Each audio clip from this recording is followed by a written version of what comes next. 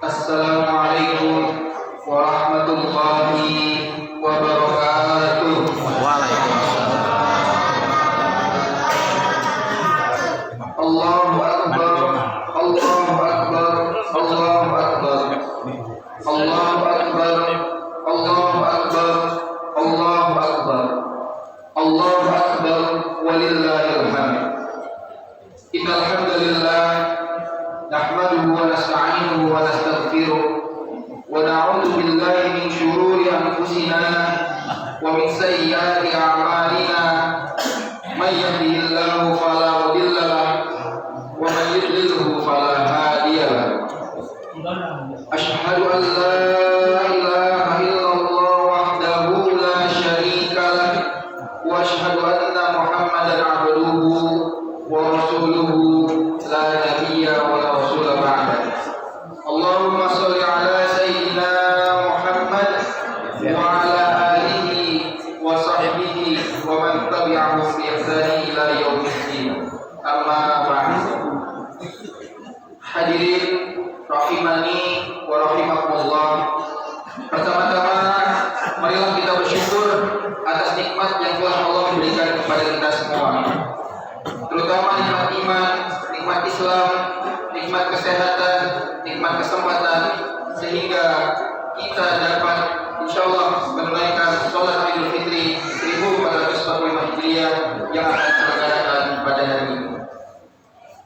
Tak lupa salawat dan salam semoga tercurah limpahkan kepada suri tauladan terbaik, pemimpin para nabi, manusia paling mulia, yakni Habibana wa Nabiyana Muhammad sallallahu alaihi wasallam. Semoga kita istiqomah menjalankan ajarannya, menghidupkan sunnahnya, dan kelak Allah berikan syafaat di hari kiamat nanti. Amin amin ya rabbal alamin.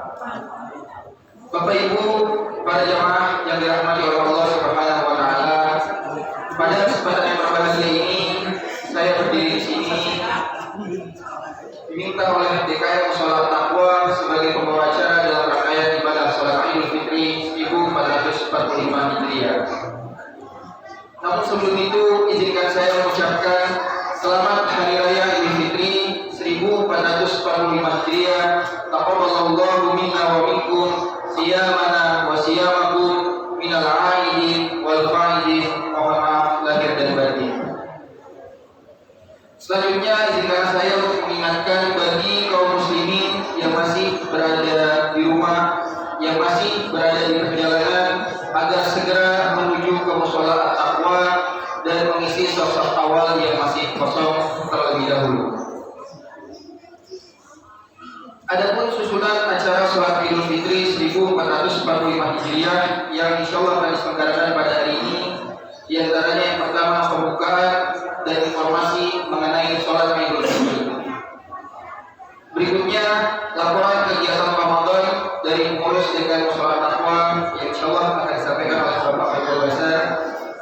Adapun yang bertindak sebagai imam pada hari ini adalah Bapak Abu Haris untuk imam dan khatib pada sholat Idul Fitri 1445 Hijriah. Sholat taqwa adalah Ustadz Haji Saifuddin Zuhri MA.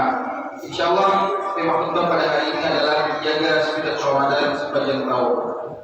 Kemudian setelah selesai sholat Idul Fitri berjamaah dan khutbah Idul Fitri, kami mengimbau kepada para jamaah untuk melakukan ramah-tamah dengan bersalam-salaman.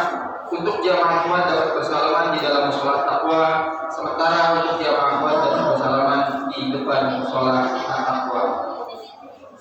Bapak Ibu yang dirahmati oleh Allah Subhanahu wa taala, marilah kita mulai acara pada hari ini, sholat Idul Fitri pada hari ini, dengan membaca suratul Fatihah. Ala hadiniya wa ala kulli niyatin shalihah. Al-Fatihah.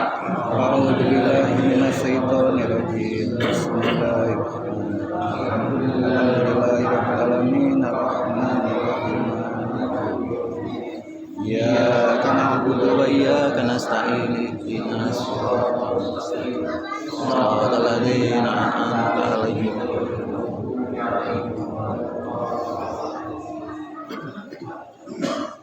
Kami himbau kembali kepada para jamaah yang masih berada di rumah ataupun di perjalanan untuk segera menuju sholat at-taqwa. Insyaallah sholat Idul Fitri akan dimulai pada pukul 6:30 waktu Indonesia Barat. Adapun saf yang disediakan untuk jamaah laki-laki atau jamaah ikhwan yaitu di dalam musola lantai bawah atau lantai 1 dan jalan raya Puri. Sementara untuk saf jamaah perempuan atau jamaah akhwat kami sediakan di lantai 2 dan jalanan depan musola. Kemudian dilanjutkan ke belakang ke arah RT 15. Kepada para jamaah remaja ataupun ibu-ibu yang masih sanggup untuk menaiki tangga, kami harapkan untuk mengisi saf-saf awal di lantai 2 terlebih dahulu. Kami persediakan saf-saf yang berada di depan musola prioritas bagi jamaah yang kesulitan untuk menaiki tangga menuju ruangan musola taqwa lantai 2. Selanjutnya berkaitan dengan tata cara sholat Idul Fitri. Sholat Idul Fitri terdiri dari 2 rakaat. Sholat Idul Fitri terdiri dari 2 rakaat. Adapun niat sholat Idul Fitri untuk makmum adalah usolli sunnatal Idul Fitri raka'ataini makmuman lillahi ta'ala. Adapun niat sholat Idul Fitri untuk makmum adalah usolli sunnatal Idul Fitri raka'ataini makmuman lillahi ta'ala. Pada rakaat pertama terdapat 7 kali takbir dan pada rakaat kedua terdapat 5 kali takbir.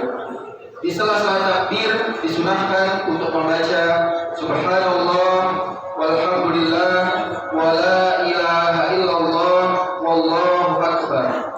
Pada rakaat pertama terdapat 7 kali takbir dan pada rakaat kedua terdapat 5 kali takbir.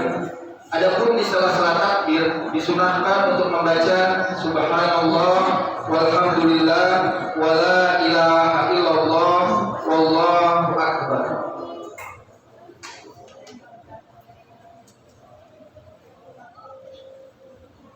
Baiklah Bapak Ibu sekalian, berikutnya adalah seruan Bilal yang akan dipandu oleh Bapak Abu Hafiz. Pada beliau pengurus DKI Musola Taqwa yang akan disampaikan oleh Bapak Khairul Basar. Kepada Bapak Khairul Basar kami persilakan.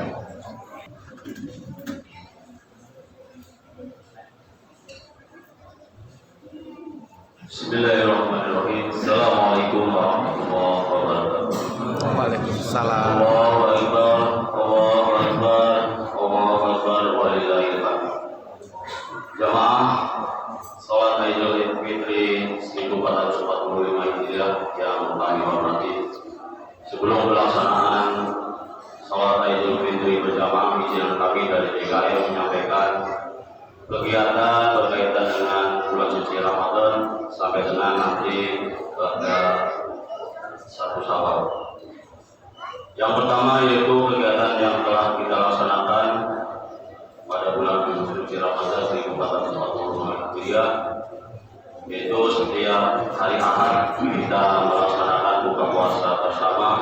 Kemudian setiap malam pada sholat tarawih dan witir kita mengadakan tadarus Quran. Alhamdulillah pada tahun ini bisa menyelesaikan khataman atau 30 juz.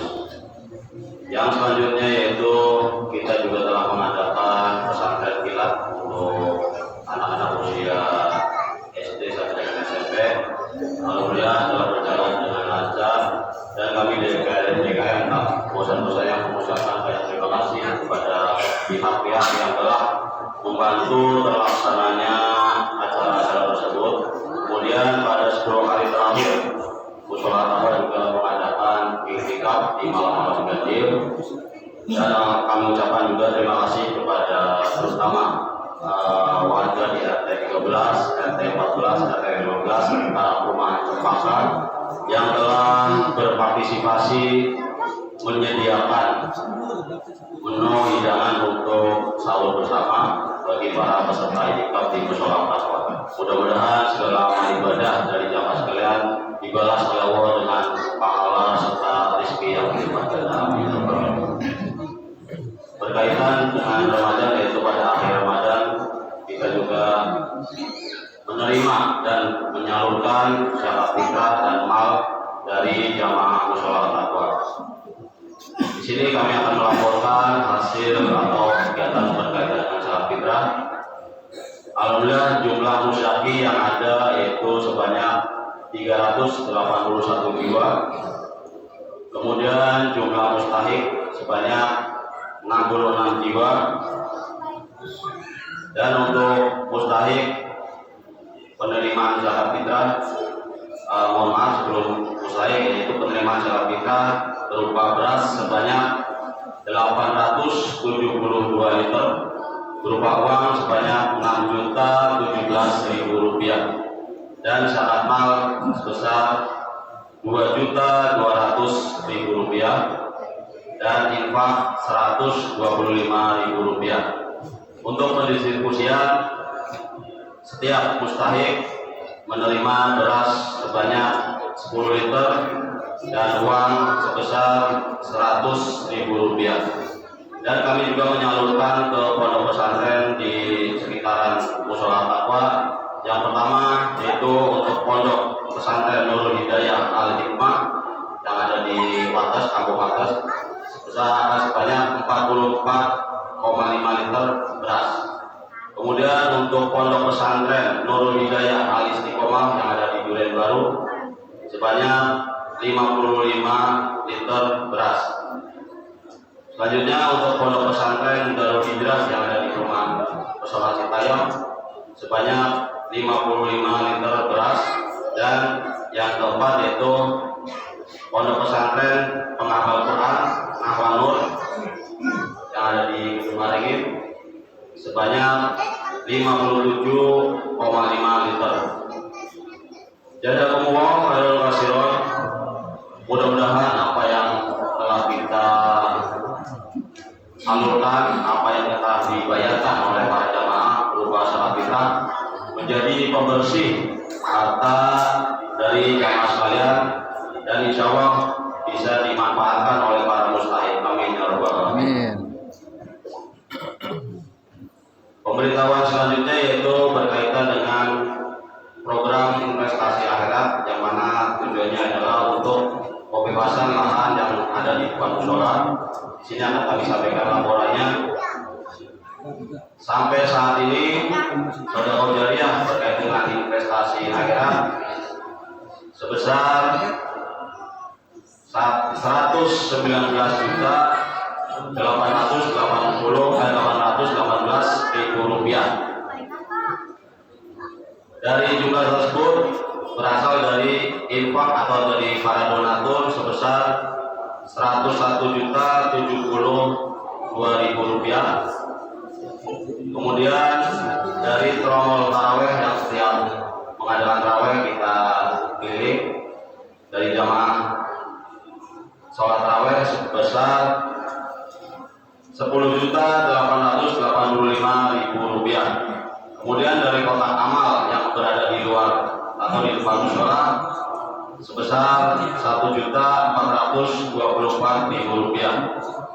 Juga dari botol air mineral yang kita bagikan kepada jamaah untuk diisi infak, alhamdulillah yang telah menyerahkan kita hitung sebanyak 5.789.000 rupiah.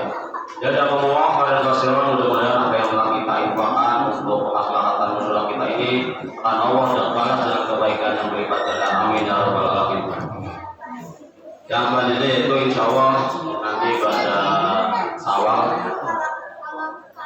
kita akan mengadakan acara halal bihalal untuk seluruh jamaah mushola taqwa yang direncanakan nanti pada tanggal 21 April 2024 atau hari Ahad. Mungkin itu yang bisa kami sampaikan, namun sebelumnya kami dari segenap pengurus DKM Mushola Taqwa mohon kiranya dibukakan pintu maaf yang seluas-luasnya oleh para jemaah sekalian apabila kami dari DKM, khususnya saya pribadi, apabila dalam pelaksanaan atau kegiatan yang ada di Mushola Taqwa ini, terutama berkaitan dengan bulan suci Ramadan, masih banyak kekurangan-kekurangan. Itu kami akui semata-mata datang dari diri kami sendiri, khususnya para pengurus DKM Mushola Taqwa. Namun apabila ada manfaat yang bisa diambil Terus mata-mata datang dari Allah Subhanahu wa taala. Amin ya rabbal alamin. Kurang lebihnya mohon maaf. Billahi taufiq wal hidayah. Assalamualaikum warahmatullahi wabarakatuh. Waalaikumsalam. Hadirin jamaah rahimakumullah, terkait dengan hablum minallah sekali lagi Ramadan 1445 Hijriah yang sudah kita lewati, mudah-mudahan membekas pada diri kita, mudah-mudahan menjadi didikan bagi kita bahwa sepanjang tahun mari kita berupaya tetap sebaik itu kita di 11 bulan berikutnya. Hadirin jamaah rahimakumullah, di bulan Ramadan sedemikian rupa di samping kita menunaikan ibadah puasa Ramadan pastinya, tentunya kita juga beribadah-ibadah yang lain.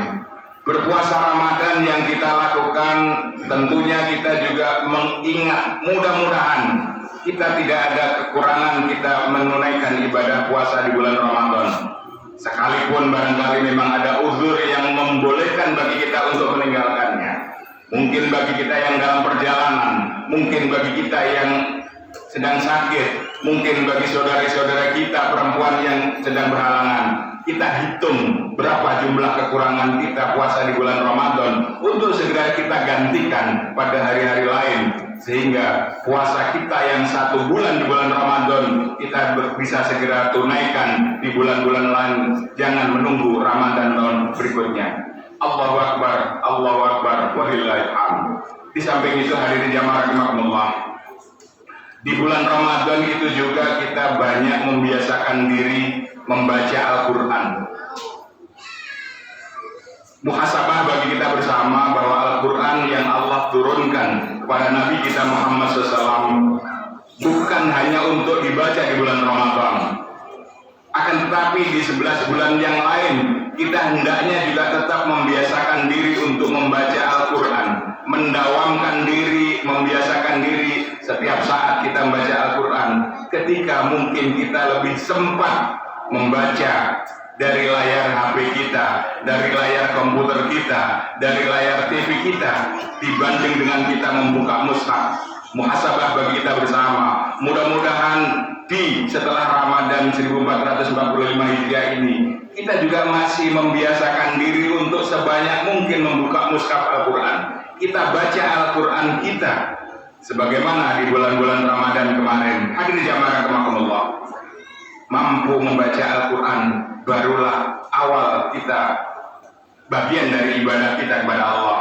Yang Allah turunkan mukjizat kepada Nabi kita Muhammad SAW adalah mukjizat yang sampai sekarang masih bisa kita nikmati.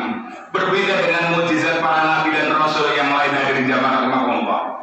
Kalaulah kita mungkin seringkali mendengar, seringkali kita membaca bahwa mukjizat yang spektakuler Allah berikan kepada Nabi Allah Musa alaihissalam berupa tongkat yang bisa dilempar menjadi ular. Muhasabah bagi kita bersama tidak bermaksud untuk merendahkan, tidak sama sekali. Andaikan tongkat itu masih ada, mungkin kita tidak bisa akan melempar tongkat itu menjadi ular kembali. Andaikan tongkat itu masih ada, mungkin kita tidak bisa kalau Allah nggak menghendaki menjadikan laut merah menjadi jalan. Sebagaimana ketika mukjizat itu diberikan kepada Nabi Musa alaihissalam ketika dikejar-kejar oleh Fir'aun dan bala pasukannya, sehingga dipukulkan ke laut menjadi jalan bagi Nabi Musa alaihissalam dan Bani Israel pada saat itu. Akan tetapi kepada kita bersama Nabi Allah Muhammad SAW diberikan mukjizat yang berupa Al-Quran, yang kita sampai sekarang masih bisa menikmatinya, yang fungsi utama adalah hudan sebagai petunjuk. Ketika kita membaca Al-Quran, muhasabah bagi kita bersama, dan kita tidak perlu merasa malu apakah kita sudah mampu membaca Al-Quran, bagaimana tahsin kita membaca Al-Quran, tajwid kita membaca Al-Quran dan sebagainya. Mudah-mudahan kita tidak merasa malu untuk tetap belajar dan belajar pada orang-orang, pada guru-guru yang mungkin ada di sekitar kita. Dan selanjutnya hadirin jamaah rahimakumullah, bahwa membaca Al-Quran tentunya kita juga perlu melengkapi diri dengan membaca minimal terjemahan Al-Quran, membaca tafsir-tafsir Al-Quran, sehingga kita memahami apa yang Allah kehendaki dari diturunkannya Al-Quran tersebut, sehingga fungsi Al-Quran sebagai hudan, sebagai petunjuk bisa kita ikuti dalam rangka kebahagiaan kita di dunia dan di akhirat kita. ketika Al-Quran kita jadikan petunjuk, ketika hadis Nabi kita Muhammad SAW kita jadikan contoh dalam keseharian kita, karena memang demikian adanya. Rasul bersabda kepada kita, Rasul bersabda dalam salah satu hadisnya, taraktu fikum amrain, aku tinggalkan untuk kalian dua hal, yang apabila kalian berpegang pada keduanya, kalian tidak akan pernah tersesat selamanya, adalah kitabullah, adalah kitab Al-Quran dan sunnah-sunnahnya. Sehingga dengan berpegang pada Al-Quran, insya Allah kita sebagai umat Nabi kita Muhammad SAW, kita sebagai umat Islam, kita tidak akan pernah tersesat selamanya. Bahkan fungsi kita sebagai khalifah, kita bisa menjadikan diri kita fid dunya hasanah, fil akhirati hasanah, dan mudah-mudahan kita kelak pada hari kiamat nanti Allah jauhkan dari api neraka ketika kita memang mengikuti petunjuk Allah dalam Al-Quran dan sunnah Rasul kita Muhammad SAW. Allahu Akbar, walillahil hamd. Hadirin jamaah rahimakumullah, bahwa setelah bulan Ramadan berlalu, setelah pada hari ini kita Syawal, pada tanggal 1 Syawal doanganlah kita tidak diizinkan, kita tidak diperbolehkan untuk menunaikan puasa. Akan tetapi besok dan seterusnya di bulan Syawal kita diberi kesempatan, bahkan kita dianjurkan untuk menggenapi ibadah puasa kita dengan 6 hari berpuasa di bulan Syawal, yang barangkali ada di antara kita memulai besok atau seterusnya, dipersilahkan, sehingga kita bisa merasakan bahwa didikan Allah di bulan Ramadan kemarin tidak hanya berhenti begitu saja pada hari ini kemudian berfoya-foya. Mungkin ada di antara kita yang kebiasaan tidak baiknya diulang kembali, padahal Rasul kita Muhammad SAW mengingatkan pada kita, orang yang hari ini masih sama dengan hari kemarin sudah dikategorikan sebagai orang yang merugi, apalagi orang yang hari ini lebih buruk daripada hari-hari sebelumnya. Naudzubillah. Allahu Akbar, walillahil hamd. Hadirin jamaah rahmatullah, bahwa di bulan Syawal dan seterusnya ini, mari kita tetap pertahankan bagaimana kita bersedekah, bagaimana kita berbuat baik kepada sesama kita, bagaimana kita berbuat baik terhadap lingkungan di mana kita berada. Hadirin jamaah rahimakumullah, kita sebagai umat Islam perlu bermuhasabah bahwa al-Islamu ya'lu wa la yu'la alaih, bahwa Islam adalah agama yang tinggi dan tidak ada yang melampaui ketinggiannya. Akan tetapi ada makalah lain yang menyatakan bahwa al-Islamu mahjubun bil muslimin, bahwa ketinggian Islam itu tertutup oleh kita sendiri umat Islam. Bagi kita mungkin kita pernah mendengarkan ungkapan bahwa kita orang Islam yang tidak Islami, bahwa negara Islam tidak menunjukkan perilaku yang Islami. Itu menjadi bahan muhasabah bagi kita bersama. Kita mulai dari diri kita bahwa berislam tidak sekedar formalitas semata. Islam tidak ada sekedar berhenti sampai di ritual semata, akan tetapi Islam kita, amaliyat solehat kita adalah sekaligus antara ritual kita, ibadah-ibadah mahdoh kita kepada Allah maupun ibadah-ibadah sosial kita. Bagaimana kita dengan saudara-saudara kita, bagaimana kita dengan tetangga kita, bahkan bagaimana dengan alam di mana kita tinggal, bagaimana dengan lingkungan di mana kita berada. Bahwa kita dalam pelajaran fikih yang kita pelajari sederhana, dimulai dari taharah, akan tetapi muhasabah bagi kita bersama. Kita seringkali berada di lingkungan di mana umat Islam tinggal di lingkungan yang kumuh, kita tinggal di lingkungan yang tidak bersih, kita tinggal di lingkungan yang sampah berserakan kemana-mana.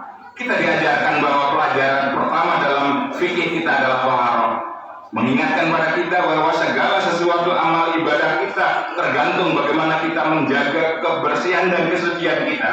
Sholat harus digunakan, kita harus menggunakan pakaian yang suci, badan yang suci dan sebagainya. Sehingga tidak cukup demikian semata. Bagaimana kita menjaga lingkungan kita juga untuk mendukung agar kesucian diri kita, kesucian pakaian yang kita kenakan itu, jangan biarkan sampah berserakan di sekitar kita. Jangan biarkan selokan menggenangi jalanan di depan rumah kita yang memungkinkan ketika kita berjalan tercipratlah air najis tersebut kepada kita. atau bahkan kepada orang yang tidak mengerti bahwa itu adalah air selokan, sehingga kita pun juga akan menanggung ketidakabsahan dari sholat saudara kita karena terkena pada najis yang kita tidak rawat, yang kita tidak jaga. Allahu Akbar, Allahu Akbar, walillahil hamd.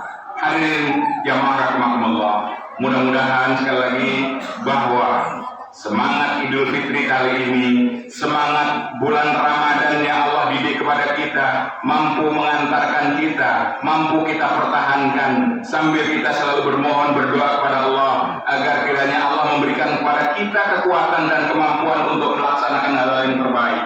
Karena kita sebagai makhluk yang lemah, tentunya kita tahu diri, sadar diri bahwa la haula wala quwata illa billahil azim, bahwa kebaikan yang kita lakukan, bahwa kebajikan yang kita lakukan, amal-amal soleh yang kita lakukan tidak terlepas dari Allah mengizinkan kepada kita, Allah memberikan kepada kita kekuatan sehingga kita mampu menunaikan hal-hal yang terbaik tersebut. Sebaliknya, atas hal-hal yang kurang baik, atas kesalahan dan dosa, mari kita juga dengan segala kerendahan hati segera bermohon pada Allah.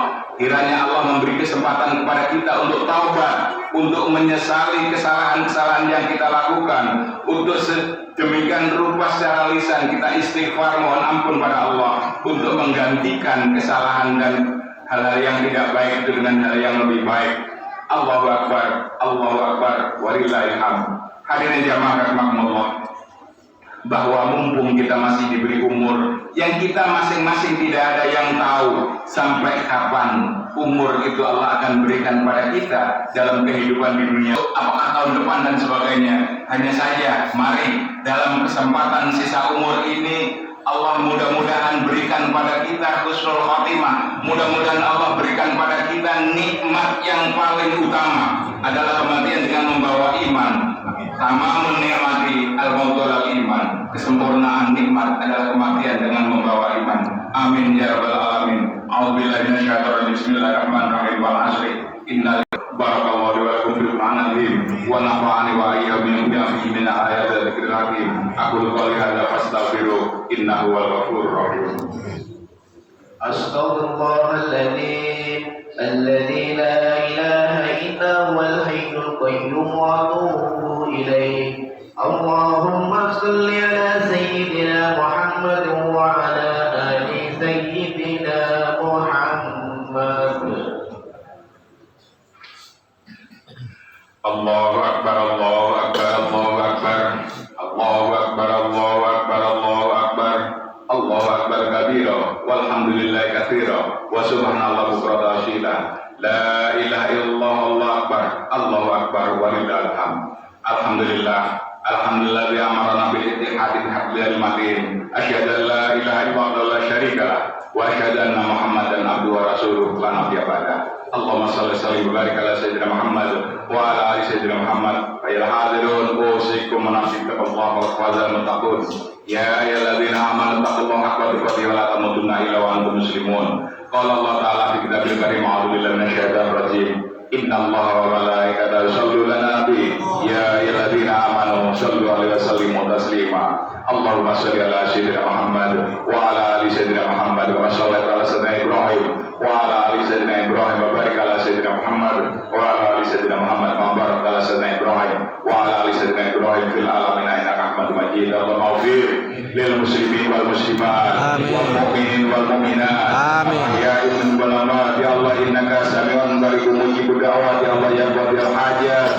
Allahumma ya Allah rabbana zalamna anfusana wa illam taghfir lana wa tarhamna lanakunanna khasirin ya Allah la ilaha illa anta subhanaka inni kuntu minadh dhalimin. Rabbana hab lana min azwajina wa dhurriyyatina qurrata a'yun waj'alna lil muttaqina imama. Rabbana la tahrisna in nasina ta'na. Rabbana wa la tahmil alaina isran kama hamalna min qablina.